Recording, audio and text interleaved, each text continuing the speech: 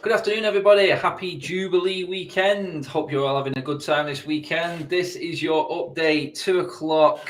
Friday afternoon feels weird actually being off, but there's still loads going on with Manchester United as always. And let's be honest, some of it you could probably take with a pinch of salt. Some of it is all around the same sort of targets and same speculation that we have been going off over the last couple of weeks since the season finished pretty much. But looking at it, the main topic, you can see it there in the actual thumbnail. I'm going to bring up the actual beat of the Nunez and supposedly swap deal for, well, could be one of a few players that United could utilise. But there's a lot of talk about Andres Pereira tonight being involved possibly for Ten Hag and possibly in a deal with cash, with bonuses for Nunez. So we'll get into that as well. Frenkie de Jong is the top target. That's what's been reported by Romano. We'll get into that as well. It is a statement signing that Ten Hag wants. So we'll get into all of that. Possible departures again in the defensive department. It seems to be a real exodus there. The quote actually is up there on the screen now for you guys. Manchester United have made a proposal to Benfica for Darwin Nunez. 75 million up front with 20 million in bonuses, plus a player worth 10 million. Geez, they're throwing a lot at this. And Andres Pereira, obviously, being the first name mentioned in that. So United, supposedly, this is where it all comes from. Scouts were sent out provisionally to Flamengo to watch. What's he called? João Gomez. He's an under 20. He's a 21-year-old midfielder. But it came out of the report that within the same game that United scouts were actually watching, that Andres Pereira was the player that stood out from the crowd. So now we're hearing Ten Hag is firstly interested to get Andres Pereira back to Manchester United, to look at him in pre-season, to look at him on the training ground and see. There is that quote right there. I'll just read that one through for you now, actually. It was said, Manchester United sent scouts to watch 20-year-old midfielder João Gomez play for Flamengo. Recently, reports that made it back from Brazil highlighted Andres Pereira as, like I said, the most notable performer. Pereira wants regular first-team football. Ten Hag will assess him in pre-season. He believes the midfielder has the qualities, energy levels to actually, play his system. But like we've all said along, we've got to trust in Ten Hag. Bit worried because we've all seen Andres Pereira play. Is he good enough for Manchester United? I would prefer to go back to the first story that I just mentioned, which was Nunez, Pereira in as part of a deal. Seems like a lot. 75 million euros plus 20 million. This has all come from a Portuguese source, this. So actually from Portugal the rumours going around there is that 75 million plus 20 in bonuses, plus a player worth 10 million. Andres Pereira obviously fits that 10 million mark, I think, more than anyone else within our squad that I can think of that Benfica might benefit from or be okay for them to actually look at it and go, yeah, that's probably acceptable. But you've got to look at it this way. It's like, I'd rather see personally, and guys, get your comments in as always. I've done many shows before where people have talked about Pereira and said, no, chance is gone, been gone, see you later. I'm in that category. There'll be the odd game where someone will post a video up on YouTube where he scores a great goal. He scored a great goal in pre-season, but that's what he was all along with pre-season Pereira. He was absolutely a world beater, wasn't he, for United in pre-season. Every pre-season he played for United, he was brilliant. Came to the nitty-gritty, crap. That's basically what it was. Wasn't good enough. 10 million, if it makes it happen and sweetens the deal for Benfica. I mentioned yesterday, I don't know how United are going to get this deal done. It seemed like a lot of money considering that we want De Jong as well. So for me, I'm looking at it and going, 10 million, if it softens the blow, if they can negotiate a bit more, because I still think 75 million and 20 million in bonuses is way too much for Nunez. I would give that a wide berth if that was the price going through. And I know it's not my money, and like everyone always says that, way more about the price, but I'm looking at what else we need, and I'd rather spend that money elsewhere in a department where we drastically need players, which is that midfield. So, yeah, Nunez, everyone said to me after I talked about it last night when I said, do we need a second-rate striker who's going to play and know his role behind Ronaldo? That's what I wanted to look at. And people said, no, we don't want that. We need a player now who's going to come in. See, Nunez, yeah, I understand the appeal for it. I'm like, you can actually lose a player within a season. Look what happened to Donny van der Beek, prime example, this season. A player that we thought we needed, and we was all like, wow, yeah, great signing. But if that manager doesn't want him and he doesn't get game time within a year, completely off the boil. And now look what's happened to Donny van der Beek. We're hoping that Erik ten Hag can, again, going back to the other show I said the other day, rejuvenate his career at Manchester United, getting back playing regular football and the way he played football at Ajax. So that's the risk with bringing in a player that you know is not going to start every game, because Ronaldo in this team, he isn't going to start every game, Nunez. So looking at it, you'd go, do you need that sort of second-rate striker like I was talking about yesterday? The club do seem to be going in strong, though. The rumours that are coming out are that Nunez is a top target for Manchester United. And they do look like, from what reports are saying, now that's up to you how much you take from these reports, but there's a lot of noises going around, Nunez. United really, really are pushing for this. And it is a case of Ten Hag, if he wants that player, the club are going to have to push the vote out. It's said in another, I think it was Rob Dawson who said it, with Manchester United, we have a very large budget, but Erik ten Hag also has to utilise the players that he's got within the squad already. That, for me, kind of says, look, and leads right into what we just said with Nunez, and maybe putting a player in alongside it as well. You have to utilise players that you've got. Does that necessarily mean you have to utilise players and play them? No, it doesn't.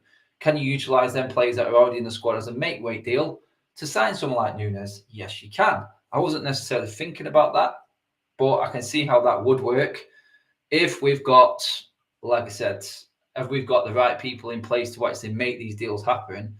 And we're looking at Murto and all of this more than anyone else, because he was the one who really looks like he has, he's got the capabilities to negotiate, it would seem, actually get deals done and over the line like he did last summer. I can't rely on Fletcher for doing any of that. Obviously, Matt Judge is still doing his bit as well. So can they structure this to make it work? Can they make it happen for Nunez to come in, as well as the other targets that we're talking about? That's key in all of this. Nick Morris, with a super chat there, 45 plus 20 plus 20 bonuses, and Pereira adding up to 75 million. See, is he worth that, guys? Let me know. Is Nunez worth this amount of money? I'm going to be honest, I said that the jury's still out with me, and I said this yesterday. I'm not going to go too much into what I said yesterday, but just let me know on that one, because it's a lot of haggling and a lot of negotiating for a player that's already said he's not too keen on going. But it all comes down to Ten Hag, and if he can convince him. And that's what he's going to be doing with Frenkie de Jong, we're going to be talking about in a minute as well. But that large budget that Rob Dawson's reporting there can obviously grow. We talked about last night the £50 million a year that we're saving already on the wages of the players that have definitely been confirmed as leaving the club so far this transfer window. So you add that to players that you can maybe add to deals, and the whole transfer window and that budget changes completely. Utilise players that are already at the club. I'm just going to mention this one. We do know for a fact that Manchester United tried to extend Juan Mata's contract to another year. Now, when I heard that news, I was just like, yeah, I'm disappointed, but I'm not surprised with this football club. What role would Mata play next year in a high-paying football team? Why would you offer a player on that amount of money when you could easily get a player in for Juan Mata's wage who can actually do something in this team? Juan Mata playing for Ten Hag in the high-energy, high-press game that he plays, and this football club think that Juan Mata should be extended for another year. That's just basically, in my opinion, the club just wanting to put another number on a shirt in the mega store and say, look, there's a player in that position already. We don't need to go and buy anyone else. That's what it looked like to me. That's what it looked like. But yeah, well, that is just this football club, and pretty much I had to have a little giggle to myself. That's when I seen that one. James Sweeney in with the super chat. Cheers for that, buddy. Hopefully we have a good summer. We need it. It's my birthday tomorrow, 29. My wild card signing is Nathan Williams from Burnley. That is a wild card, I will say that, but happy birthday for tomorrow, Miss James. Cheers for the super chat, mate. Absolutely brilliant. And you know what? It's like, sorry, I'm just going to bring up another super chat there. We are making the same mistakes as Barcelona. in terms of that, I'm guessing, Keel, that you're going on about actually extending contracts for certain players and buying players that just look great in a lower division, and then they come in and they don't perform at the highest level in the pressure cooker that is a major football club like Barcelona and Manchester United is. I think that's where you're coming from with that one. But yeah, I agree. We have to do the due diligence in all of this and make sure. And again, I go back, it's the time scale, isn't it? It's the time scale of it all, and that's what's worrying. That's what is worrying with our and what Ten Hag has got to do in such a short space of time, even before pre-season starts, which is barely over a month away. It's like a month away. It is scary if that first game starts on, I think, was it 12th of July? Man, it's like, what, 5-6 weeks away now? I've still not got any players in yet or anything like that. But like I said yesterday, I'm not too concerned with this next 2 weeks while the internationals are on. It will kick into overdrive by the time the end of June comes, before that transfer window. And it is said that a few people have been reporting that it is going to be a busy, busy month. But there are going to be some players leaving the club. There are going to be more players coming in within that time. I'm just going to move on now to Frenkie de Jong again, because Xavi's been talking. I'm going to bring up a quote here from what Romano's been saying as well in a second, so you guys can all see it. But Frenkie de Jong does look like priority number one for Erik ten Hag. Keeps coming up, obviously, the midfield area with Juan Mata, with Paul Pogba, Jesse Lingard, Matic, all leaving this summer. That midfield area is very, very low on numbers and quality. We know that for certain. So it's no surprise that the Frenkie de Jong is the number one target. I'll just bring it up there for you now. Erik ten Hag is 100% convinced about Frenkie de Jong. He wants the player to be the face of Manchester United's project, to become their statement signing. That's a statement signing. United hope to convince Frenkie de Jong in certain ways their project to return to the Champions League as early as 2023. The player's relationship with Ten Hag will also be key on this one, in terms of him being able to convince him to come. Convince, and a lot of people have said this to me. I've had a lot of DMs from people who have said, look, we shouldn't have to convince anyone. And I'll be saying, yeah, no, you shouldn't have to convince anyone to come and play for Manchester United. But we're not that same Manchester United at the moment. We're a team that finished sixth and are in the Europa League this season. So we have to do a lot more in terms of getting these players over the line. Erik ten Hag has got a job and a half to do. And that's why I've got some breaking news actually right now. So I've been told in my ear, feels like I'm on Sky Sports News right now. I'm getting all the information to me fast. What is the breaking news? Right. Okay. Sorry, it's just come in, everyone. I'm just interjecting again. United have put talks on for a move for Darwin Nunez on the back burner for now to get a deal for Frenkie de Jong over the line. So apparently, there you go. They're stalling on Nunez to get de Jong over the line. So maybe it's progressing. Adam, back to you. There you go. That's exactly what it is. And like I said, priority number one is midfield. Rolls right into what I was saying. Is Nunez that important? Not for me. And that's why I said it yesterday. Midfield, priority number one, and needs sorting ASAP. We need more than Frenkie de Jong in that midfield area. Let's be honest. We're 2 or 3 midfielders short. So you look at it, you go, right, the statement piece, that's what comes out of it. That's sort of how they've broke that down there and described it as the statement signing. It does look like Ten Hag wants Frenkie de Jong as his leader. That's how it's coming across to me. You make of it how you will. But that does look like, for me, that United's priority now is fully on Frenkie de Jong. I read a report last night about Xavi, who's actually talked to Frenkie de Jong, and obviously saying that his possible future at Barcelona will be determined by the club's financial situation. Obviously, like we've already known, we've talked about that war chest now, that CVC that is not happening for Barcelona being key to all of this. I think United just need to put the foot down on the throttle right now and do what's needed to back Ten Hag and get this player in. Because if this is your man, your linchpin, your main signing, like you said, a statement sign, the one who's going to lead your team, the one who is going to be that link from defence to attack, which he is and does for both. Like I said last night, in Holland, more as a holding midfielder, Barcelona more as a forward-thinking midfielder. then you have to make this happen for the manager. And if you wanted to get fans on board, then the club actually publicly backing their manager with a statement signing like this is one way to actually start convincing fans, you know what, maybe they are getting behind this project. Maybe they have learnt their lessons. Yes, ifs, buts, maybes with this football club as always. But it does look like they are trying to get that progression of they're in talks now. Oh, right, okay. So yeah, I'm being told things all the time. So bear with me on this one. Who'd have thought this on a Jubilee Day, eh? That's it. Manchester United have accelerated talks to sign Frenkie de Jong. That is coming from Talk Sport. It does look like this is now the moving pieces of the biggest transfer of the transfer window this summer. Manchester United, Erik ten Hag, Frenkie de Jong.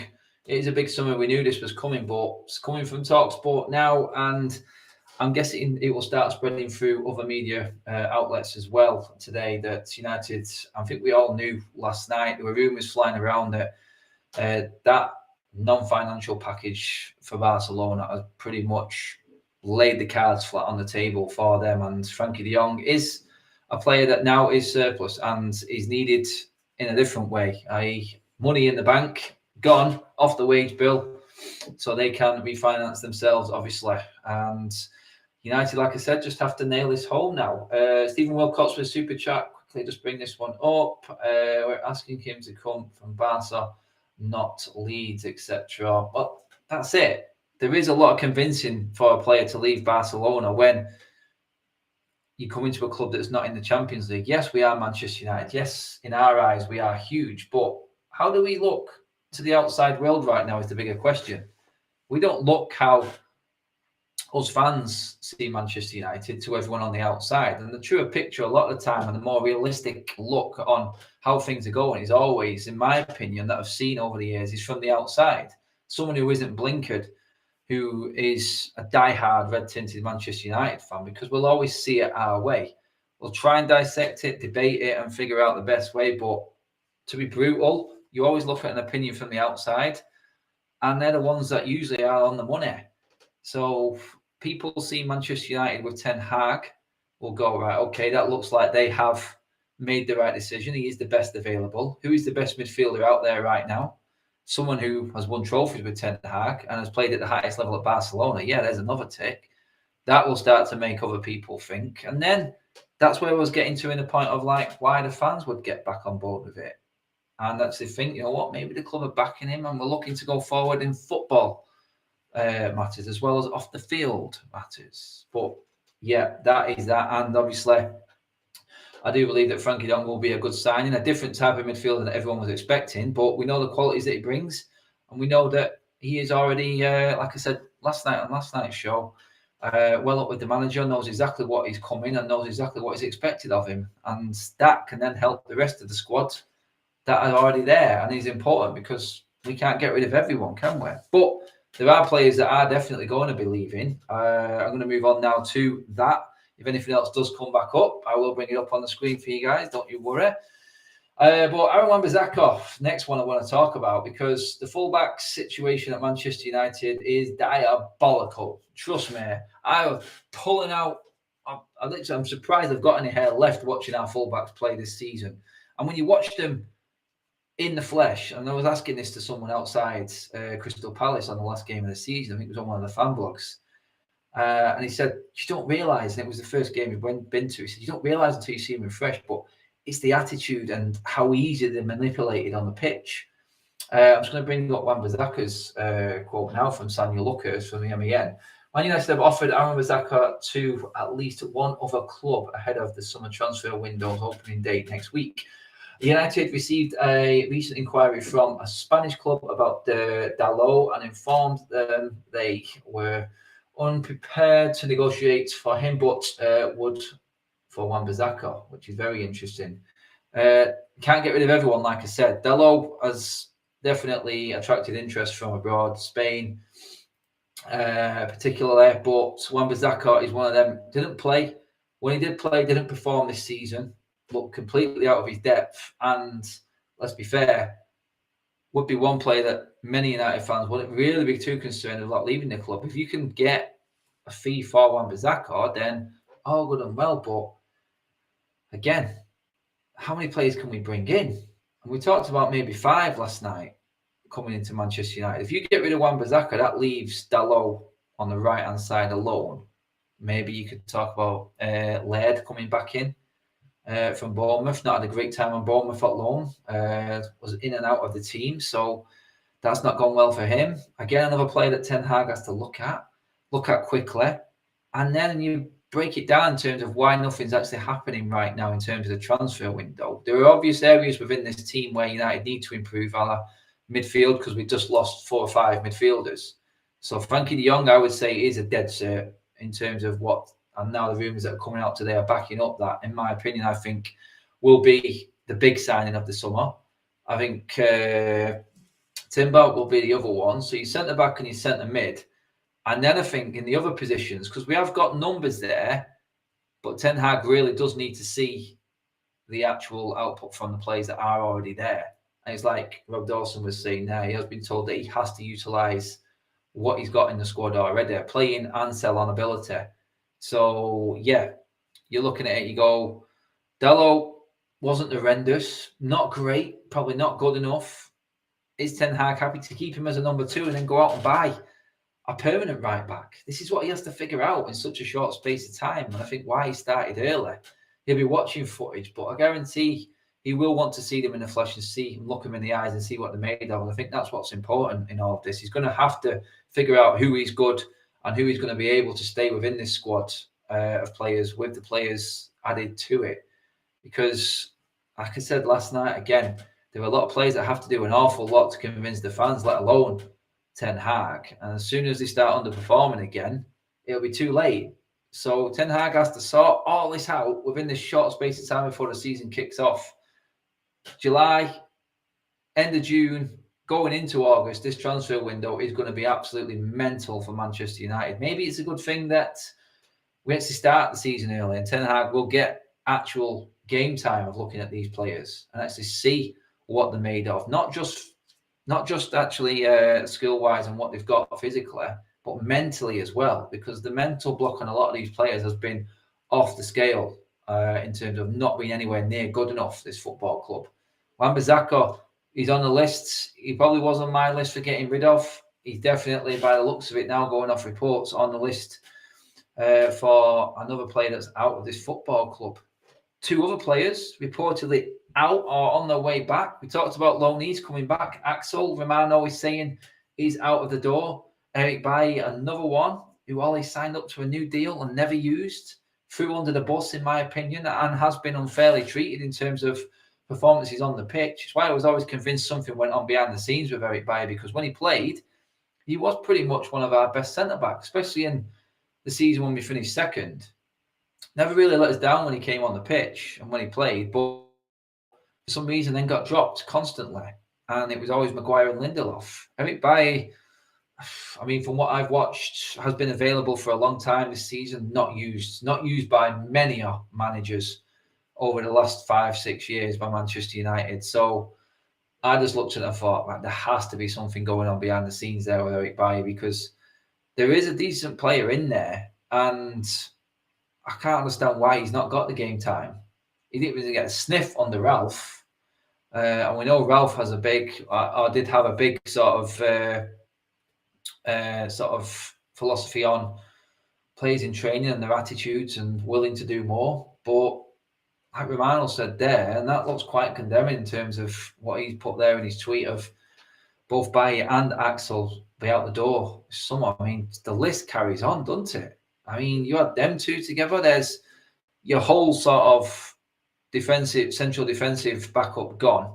Worst case scenario. Yeah, Phil Jones, I could see him probably going out as well. But Eric Bailly and Axel, for me, a lot of people bigged up Axel and said he was mistreated. He had a great game against PSG, and then Ole again always reverted back to his so-called favourites, and players who did show a little bit of promise never really got the chance to prosper from that or move on or improve from that performance. So looking at it, people will also say, well, Axel's not great with injuries. Bailly's record with injuries isn't great. If we do get rid of him this summer, there's another problem this football club has had for a very long time, especially in the centre-back area, out of the door. And maybe we can bring someone in like Timber, who hasn't missed a game this season. So, plus, sad, yeah, both occasions, I would say that. Matteo, Red Devil with a super chat. Martial, could he get a chance from Erik ten Hag? What do you think, Adam? Oh, Martial's one of them. I think the problem with Martial is we know that the quality's there, but it's his attitude, and I don't think he's shown enough. And that always worried me when Ralph Rangnick came out and said that he wasn't available for that Aston Villa game. He wasn't putting himself forward. He obviously came back and denied that, which he would, but Ralph Rangnick's come in and basically just Wreck-It Ralph did, didn't he? He came out and threw every player under the bus who didn't want to listen. So why would he lie? That's the problem. Why would he say Martial didn't want to be available, made himself unavailable? He's done it with Lingard, he's done it with Martial.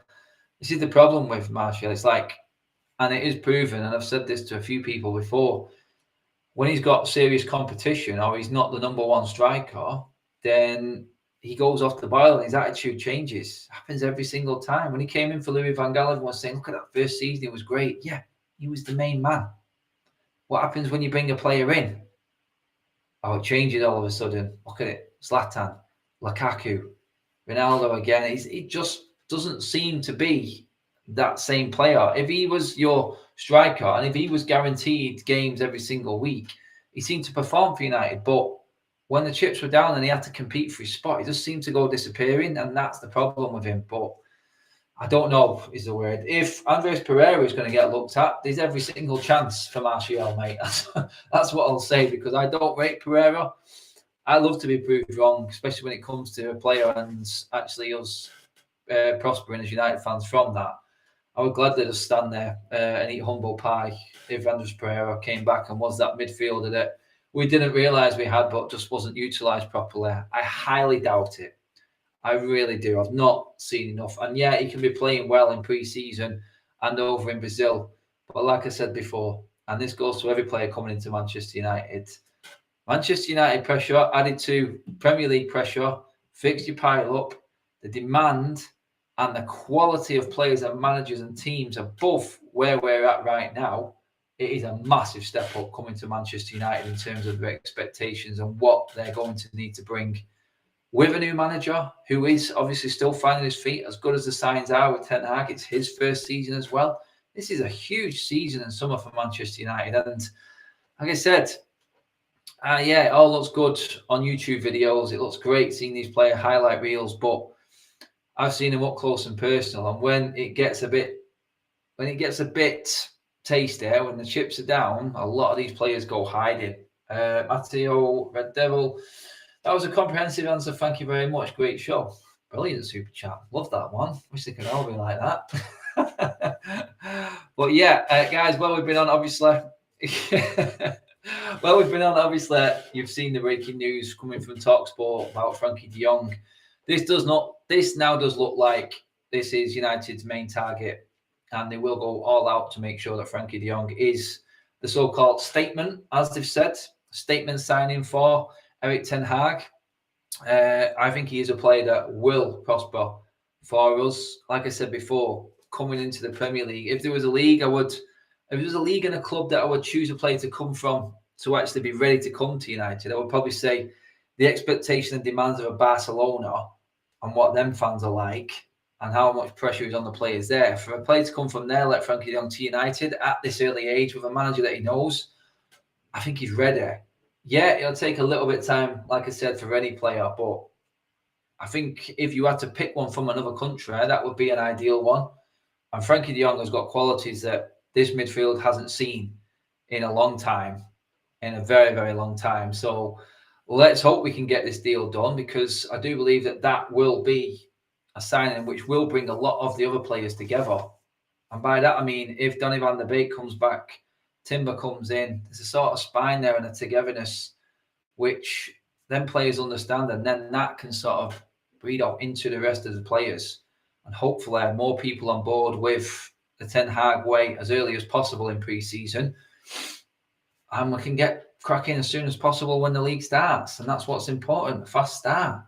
And then Ten Hag will see what metal these players are made of. And like I said, I do believe that August is probably going to be United's busiest month. I think we're on tour, obviously, in July for the most part of it. That's going to be difficult, as we already know over yesteryears of how difficult players are to sign while you're on tour.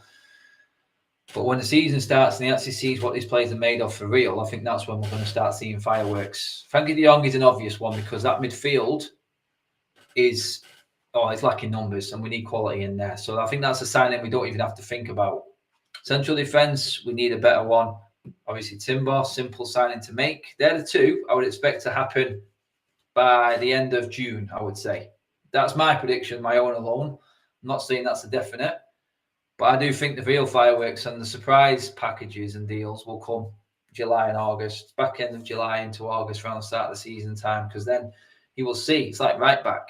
Does he think he can make some out of Dalot in that forward line? Have we got enough there? Can he change? Can he bring Rashford back?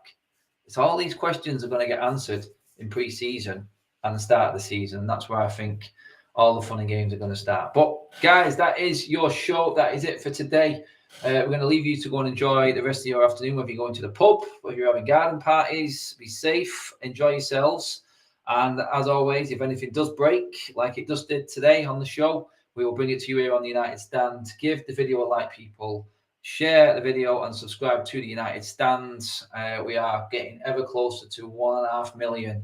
What a number that is. Guys, brilliant numbers for an afternoon show. Cheers for watching, everybody.